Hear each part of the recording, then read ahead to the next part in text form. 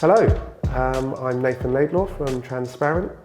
Here I'm joined by Trudie Fell, Bellevie Care co-founder. We're going to have a conversation today about Trudie's story through the care sector and technology.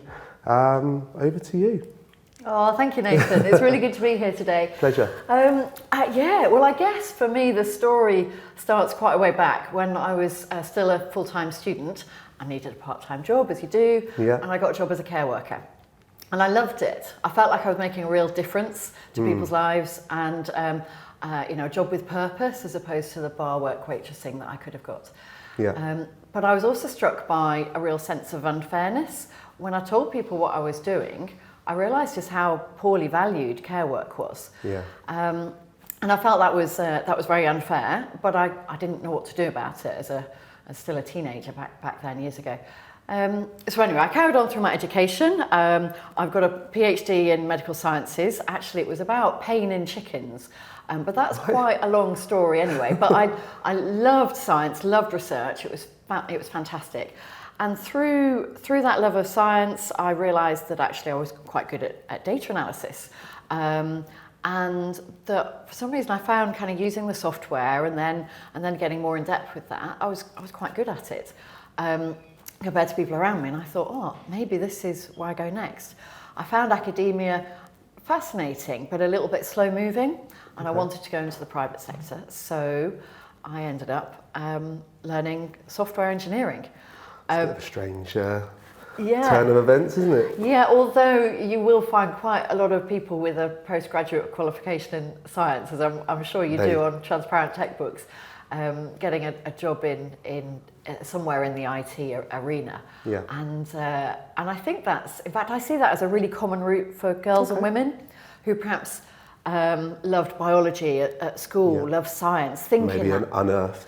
Yeah, exactly. Think in that logical way, and that progression through science and the logic can lead into software engineering and data and all sorts of really exciting things.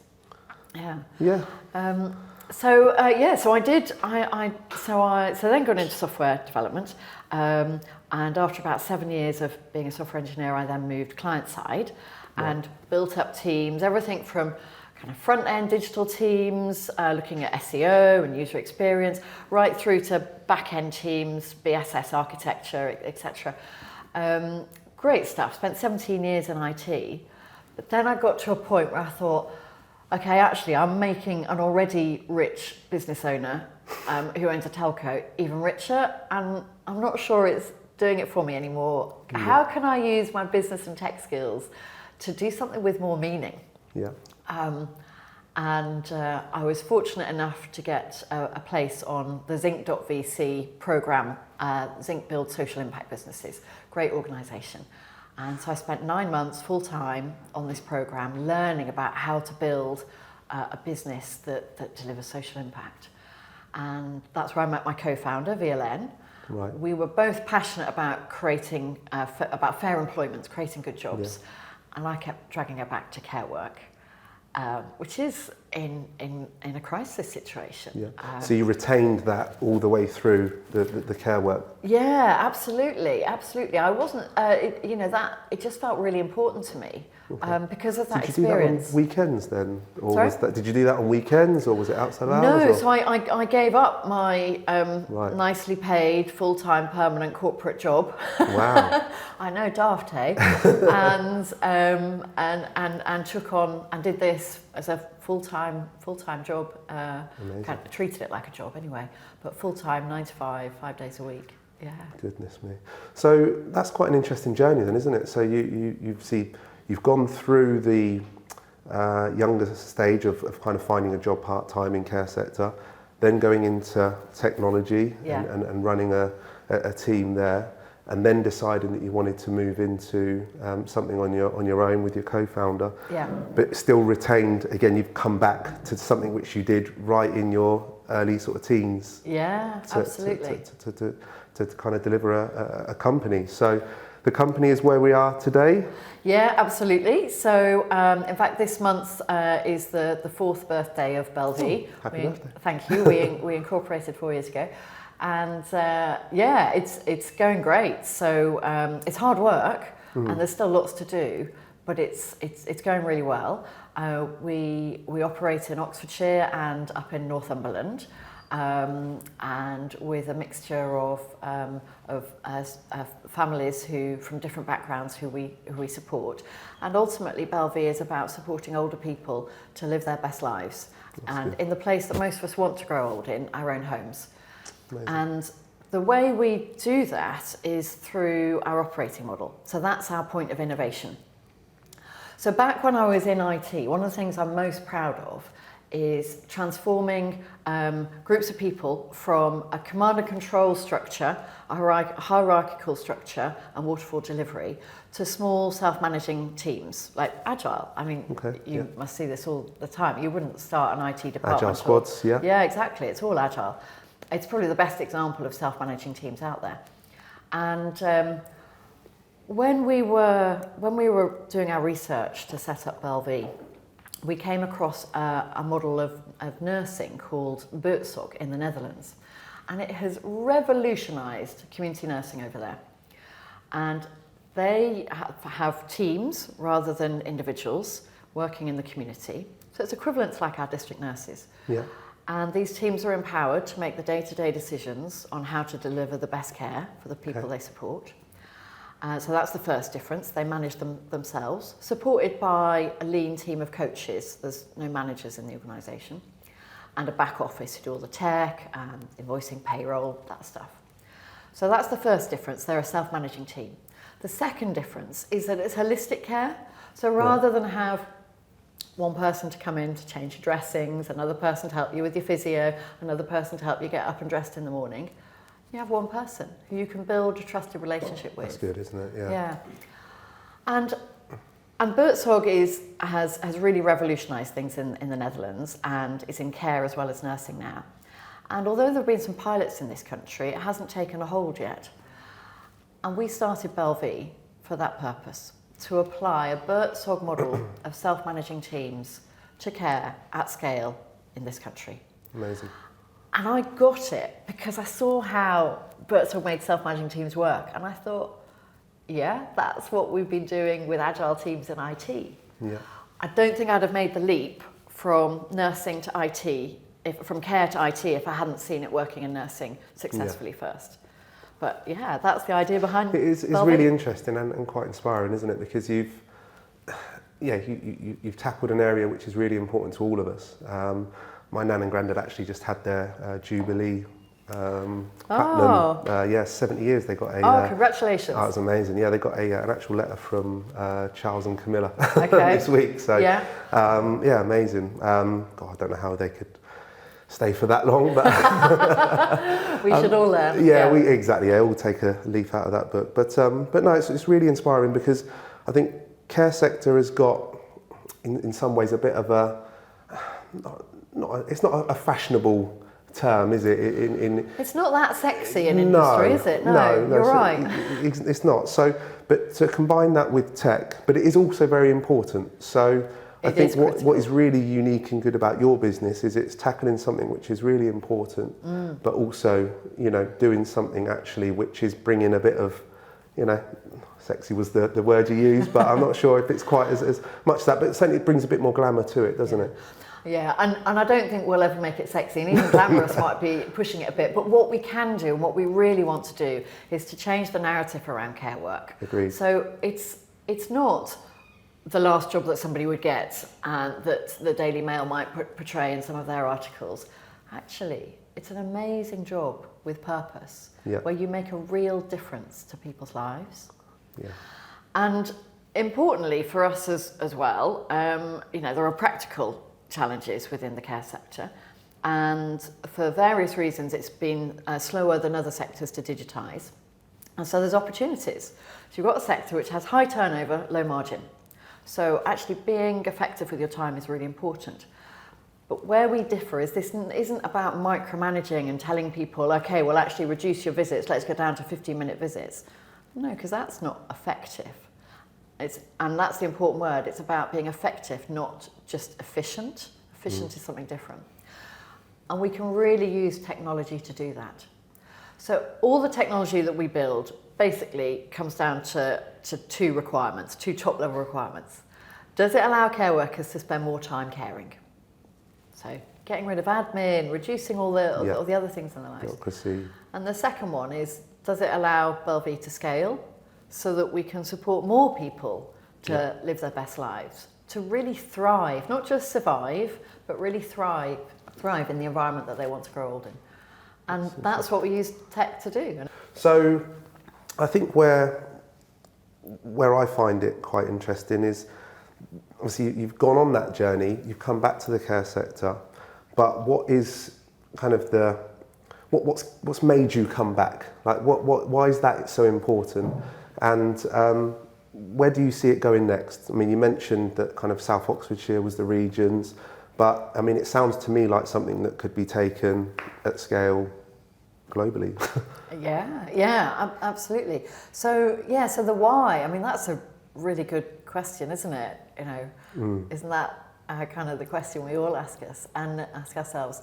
And for me, the why was really finding a job with purpose and doing something that was going to make a difference. And interestingly enough, and it'd be good to hear your view of this as well, I see more people, particularly younger people, who are choosing their careers and their jobs based on something that's important to them, something that matters. It's not necessarily all about the salary, you know, they need enough. Yeah. But there are other factors that come into play, and I'm quite fascinated that as you know, from society's point of view, I think perhaps we've got a bit more of a conscience. Definitely, yeah. I think it probably stems back to before COVID, but I think COVID definitely brought into much more focus. Yeah. I think people spent a lot more time at home analysing themselves, what they do. Worrying Yeah, sometimes. exactly. You know, am I happy? Yeah. You know, and I think what people did is they reflected, and we did see definitely a surge in businesses like yourselves forming, but also people wanting to do something a bit more productive with their time. You know, like you say, just making money for a bank.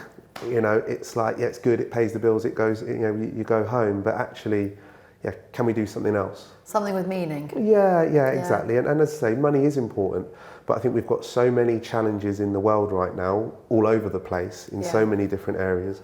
We almost do need to kind of breed firefighters, and I think we've all kind of got that in us. But one thing that's fascinating, Nathan, is because you're right, we've got like the day-to-day pressures, and you know that's important. But we also have an ageing population. So if you look at, you know, I'm a technologist, I love tech, but through technology, automation, globalization, there are jobs that are disappearing, and it's more likely that they're lower paid jobs. But the one area where we're not seeing jobs disappear, and we won't and can't, is care, because of our demographics. Our population is ageing. If at current rates, the care sector needs to grow in terms of employed care workers by 39% over 20 years, just to keep pace with our ageing population. It's quite frightening, isn't it, really? Yeah, exactly. So, yes, I love technology, but I was always worried that with the advancements, would it just end up that the people who own the businesses and the people who own the tech prosper, and actually normal people lower down in the setup lose jobs, and that the divide between rich and poor gets greater? So I think we've probably got to already seeing that, aren't we? Well, exactly, and that's not what we should be using technology for. I think we need some responsibility in this. So I love what we're doing in Bellevie, because we are using technology to enable our model of self-managing teams, to empower our care workers to do everything they need to do without having a manager on their shoulder or someone wagging their finger and telling them what to do, but still, for instance, have the transparency that we need in a highly regulated sector where we're supporting vulnerable people. So, yeah, we're using technology to create great jobs at a time where other jobs are being automated and disappearing through globalization, etc. Yeah, no, it's as I said, it's really important, because I think you're right. I think it's perhaps we're all in debt to some extent to actually being able to fix this, because governments are not going to be able to cope alone, are they? You know, this is actually on some people like you, businesses like you, to come up with inventive ways to help us to get through it and deliver, because we are all getting older, and we're all going to need to be looked after at some stage. Exactly. So. Medical advances mean we all live longer, but actually we're living longer, but with other conditions that might affect life. And we shouldn't be, kind of reduced to a list of those conditions. Actually, we still want to live life. Exactly. And that's really where our model helps people to, it's about not just keeping people clean, fed and watered, but about supporting them to, for instance, reconnect with activities that they used to do, but perhaps find a little harder these days. Yeah. And that's why we talk about thriving. Yeah, exactly. So not just surviving. And government policy has a part to play, definitely. They're supporting you, right? So we've been fortunate to get a couple of big Innovate UK grants through the government, which have helped fund some of our technology, which is excellent. Part of the Healthy Ageing programme, which is really good. But actually, for instance, local authorities, who are still the biggest purchaser of care, is innovation going to happen there in that council? Actually, I think they need private enterprise, social impact businesses like ours to innovate, so that when they're looking for new ideas, there's folk like us saying, that's us. We're ready to do it. Come work with us. Yeah, exactly. Our message back to the local authorities is, though, you've got to pay a fair price for care. Yeah. But if we keep people living at home for longer, rather than in more expensive residential care, if we keep people out of hospital, if we return people home from hospital sooner, then actually we're saving on the NHS, which is really under pressure. That's it. People can't get a bed, can they? So fix care, and you support the NHS, and that's really important. Yeah, it's really, really important. So what's been the actual feedback of the patients? I mean, you mentioned like Thrive there and stuff. So how have you been responded to by your workers and the patients themselves? Yeah, and I'm glad you picked up on the two groups of people, because actually it's kind of like there's this circular thing, the good job strategy, and because I firmly believe that it's only when when our colleagues feel valued at work and are thriving at work, can they support other people to feel valued and thrive. So we need both. So in terms of the people we support, we get some lovely stories and reviews back, and it's amazing. Every year we send a survey out just to check that we're doing okay and what we can improve, and there's always stuff we can improve. But as part of that, we get our Net Promoter Score, so a view of how people whether they'd recommend us to others. With a maximum of 100, and actually last year's was 95%. Wow. And the year before was 94%. So we're consistently getting better as well. As long as we can stay up there, that would be good. So really pleased that we are making a difference to people's lives, and that comes from providing great jobs. We're an accredited real living wage employer, so that's higher than the government's minimum wage. And importantly, we pay for whole shifts, not just for the time that somebody is on a visit supporting someone in their own home. So that's quite a differentiator from many traditional home care providers. And the feedback we get from colleagues is that they feel trusted and empowered by working in this setup. And that's not for everybody, but if that's you, then you put a lot in, and you will get so much out of this job, and it's really rewarding to see the difference we've made to people's lives. Definitely, I can imagine it is. So what's been the biggest challenges then? Because obviously we had COVID. You said you're 4 years in age in the business, so you obviously got through that where there was a crisis. So how did that impact you, and how did you get through it? So we set the business up 4 years ago, and then it was a few months later, that June 2019, that we started our first team. Yeah, we didn't have global pandemic on our risk log at the time. No. But 9 months later, Probably is now. 9 months later it hit. So yeah, for a young startup to get that, that's tough. But I think one of our advantages is that being a young startup, we were agile, so we could adapt and change, and that was really important.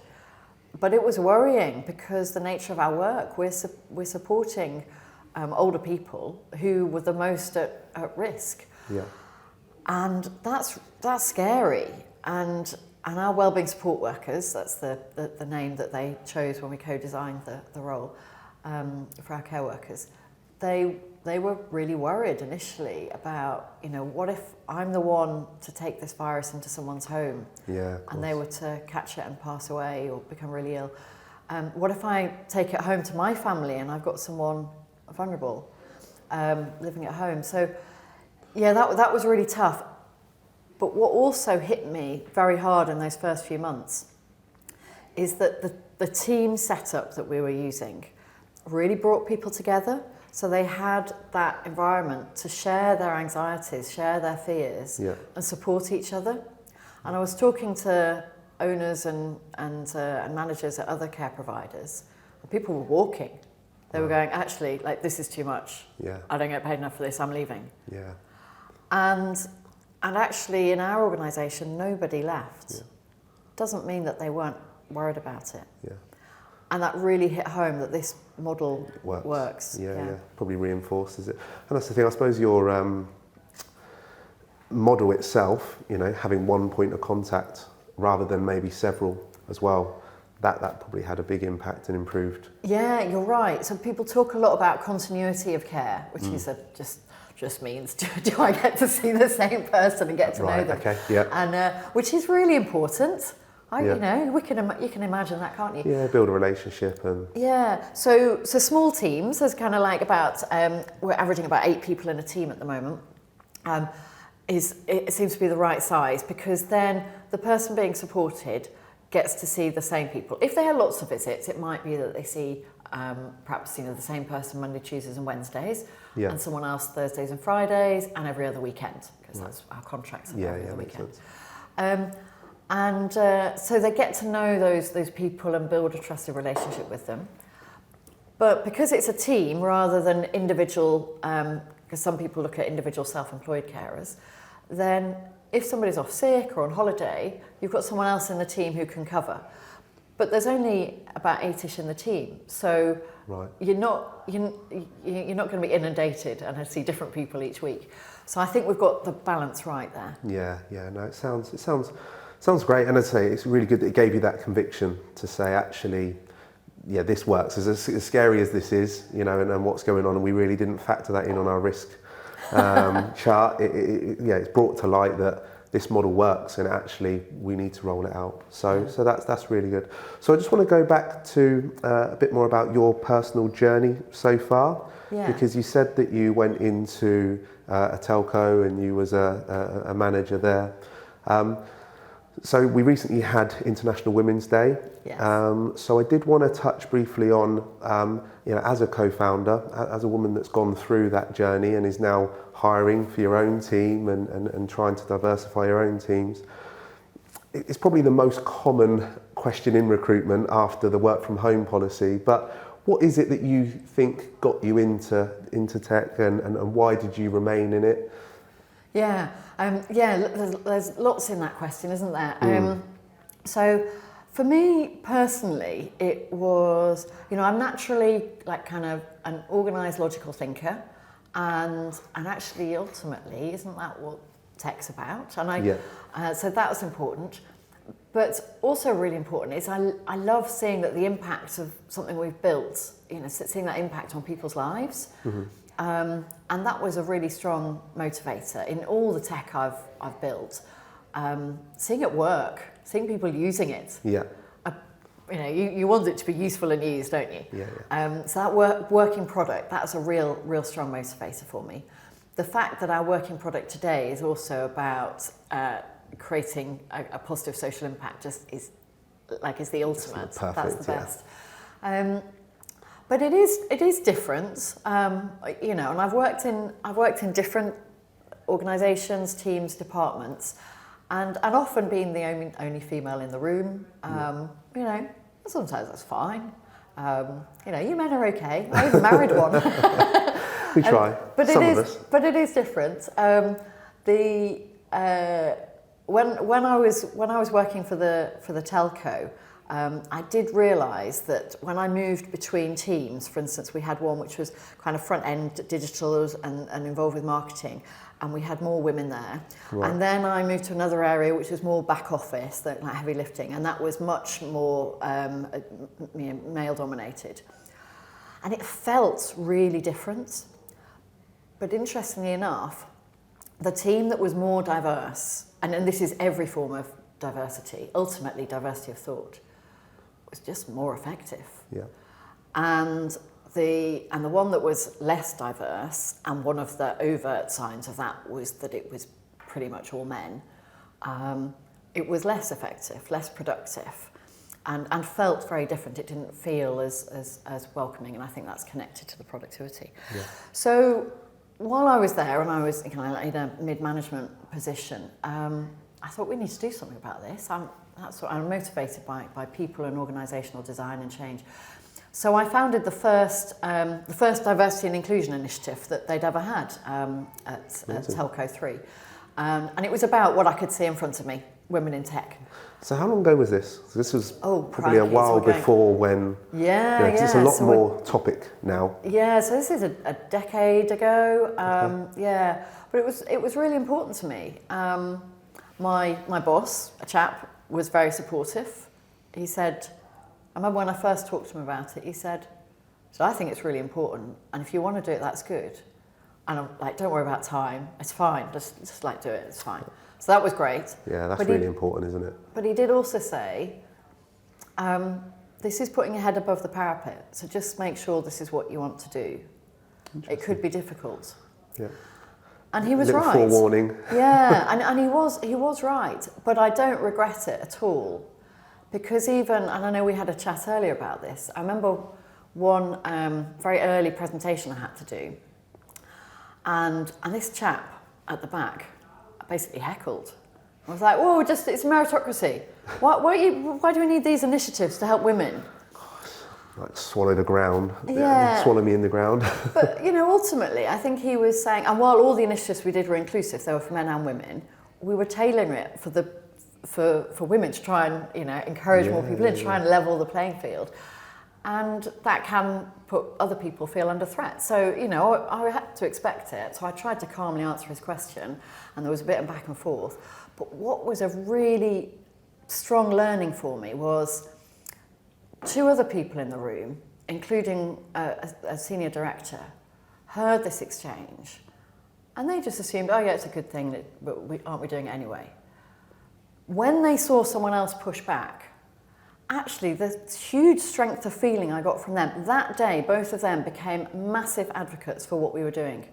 And as a result of me just starting the conversation, getting people to air what they really thought, meant that I ended up with a couple of highly influential people on side. Yeah, exactly. Sometimes it's bringing it to their attention, isn't it? Sometimes you have to raise its ugly head, you know, and that was a prime example of that. And then you've also now got the support of those people, and they maybe didn't see the importance and significance of it. But I mean, that was your first meeting about it, right? Yeah, it was really early on. I don't think that guy knew. I was but I was like, okay, it's going to happen. Yeah. But fascinating. So really good learnings, and actually some of that experience made me think, do you know what? I quite like starting things, getting a movement going, and that was just get the conversation. Part of what led me to be an entrepreneur and start my own business. Excellent. Yeah. So I guess again another example where maybe a crisis or a chaos has resulted in you coming away feeling really convicted and like set that actually, this is the right thing, and we're gonna do more of that now. Yeah. And also getting the support of others. So that was brilliant. So bringing us up to today then. So you are now a hiring manager, and you're looking to build your own teams. You've taken a lot of what you've learnt in the past into today and your hiring decisions now, haven't you? Yeah, I have. And the most important thing for us at Bellevie is hiring people with the right values. Because if they're and people who want to make a positive difference in the world, people who are motivated by that, that's really important. And that the things that matter to them, their values, chime with the things that matter to us. And if that's a good fit, then it'll work. And that comes first before looking at technical skills. Right. So that's really important, and we try, and it's hard, but you've got to get that across in job descriptions and adverts and to recruiters and all the rest of it. Yeah. But I think if we all focus on that, we end up with a better working environment and a good culture. Yeah, absolutely. Well, we've seen the teams performing brilliantly, isn't it? So so what's next? What's the next target on the list for Trudie? So we're doing some exciting stuff. So we've got a project underway now which is called Thriving at Home, because we realised that our wellbeing support workers would go above and beyond to support people, and it's never been just about personal care. Of course. Helping people get washed and cleaned, but they would arrange it to take people out. They would do a spot of gardening with that person if actually their garden was what was really important to them, but they found it harder to go out. Yeah. But then, using the gardening example, if then the problem was dealing with that massively overgrown hedge at the back, they're like, oh, actually, I don't think I can turn around with my chainsaw and help you with that. But please wear goggles. Yeah, but I know someone down the road who does that. Would you like me to be around when they come and do a quote? Or do you want me to go on Google and find somebody for you? So we realised that this was happening in an ad hoc, informal way anyway. And we thought, what if we were to build a list of vetted partners, local partners in the community, maybe even offer some dementia training. That's really important, actually. 60% of the people we support are living with dementia. Yeah. And yes, we piloted it. We found that it was really popular. And so we're now we're extending our tech platform, which has all the internal tools for self-managing teams to manage themselves. And we're expanding that to build a managed marketplace where we can connect the people that we support, older people living in the community, with local trusted tradespeople, through to the latest in age tech. Basically whatever it is you need to live your best life at home.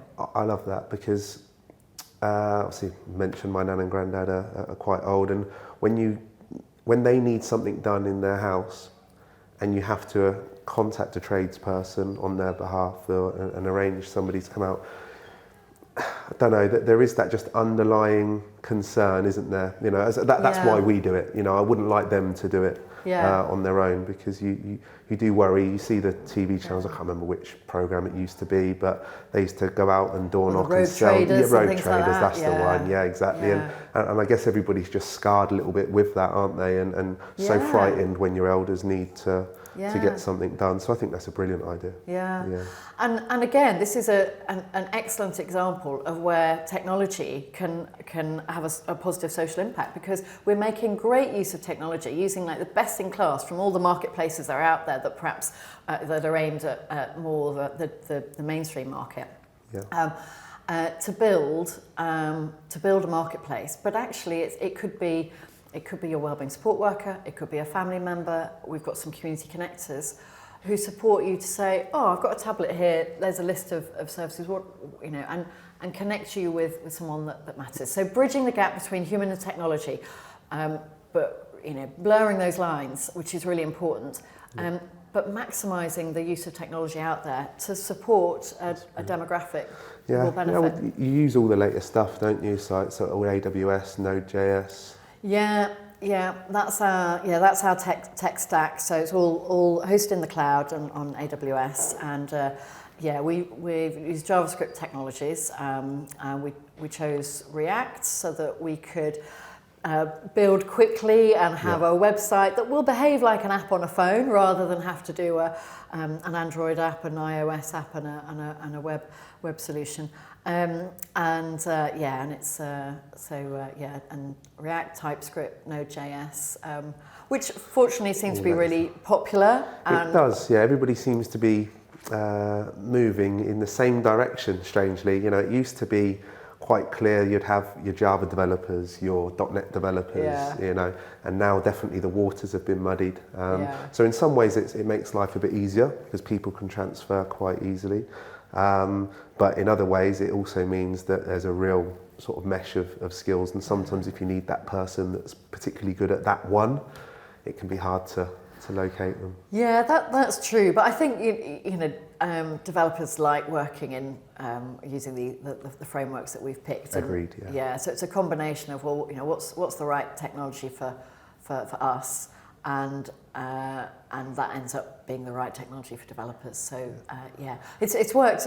We haven't regretted our choices back in the early days. Yeah, exactly. Well, I've been working in recruitment for a long time, but it's not often where we have worked with clients in the sort of care sector or in anything kind of more public sector. Traditionally, it's always been a bit more dated in terms of the tech stack. Okay. So it's really interesting that you bring very much the latest and greatest stuff to that. And like you say, I mean, you said you used the word sexy earlier, but I think that's it is true. It's making it more glamorous. So I think it's really important that you do that. And actually, we've been pleasantly surprised by the people that we've been able to put through who actually do agree with you. They see the mission, the values, and then you add that on to using the latest technologies as well. Because I guess historically they might have not worked in these areas because they felt actually the tech stack won't be as amazing as it could be if I'm working for this really cool startup over here. But actually now you're merging that and bridging the gap, and it's brilliant. So we can be a really cool startup, thank you, I'll take that, with the right tech, but delivering social purpose. And isn't that a great answer for everybody? Yeah. That we're using some of the best that the world of technology can offer and has learnt over the years, but in a sector that's really, quite frankly, more deserving. Absolutely, yeah, I agree. Yeah, I mean, you almost can get it to a stage where people will look forward to getting older, right? Get. But why shouldn't we? I agree. Yeah. Why shouldn't we? Live the later life that you want to live, and not fear the frailty and other things that you might perceive down the road. I was speaking to my friends the other week, and sometimes we play FIFA or PlayStation or whatever. And I said, what do you think we'll do when we're in our 70s, 80s, 90s? And pretty much we all said, it'd be pretty cool if we could all just sit and play PlayStation all day. Yeah. Well, and I was like, why not? But why shouldn't you? And you may have a perception that old men play dominoes, but that's only because that's what they were doing when they were youngsters, because there were no PlayStations. So if you're playing FIFA now, that's it. Yeah. Golf course until we're unable, and then onto there might be FIFA 2060 something. Yeah, exactly. And then it might be that a wellbeing support worker is there to help make sure that actually you've got a device that can help with like a bigger screen or the louder volume or whatever it is. Bit slower. Just to make sure that you can still keep winning. Yeah. That would be amazing. That would be brilliant. Because you won't change. You'll still be the same person when you're 83, 93. This is it. This is the conversation that I have with my nan and granddad sometimes. They're like, we still feel the same. It's just that things don't move at the time we ask them to. But we mentally, everything's still the same. I mentioned earlier about, one of our aims is to change the narrative around care work, which is really important. But the other narrative we want to change is the narrative around ageing. Agreed, and that's exactly what you've just described. Yeah. So it's great to be able to talk about that with you today. Yeah. No, it's brilliant. Well, I think that probably gives us a nice time to wrap it up. I've really enjoyed the conversation today. Thanks very much for joining us. And look forward to speaking to you again soon. Oh, thank you, Nathan. It's always good to chat. Pleasure. Cheers. Bye-bye.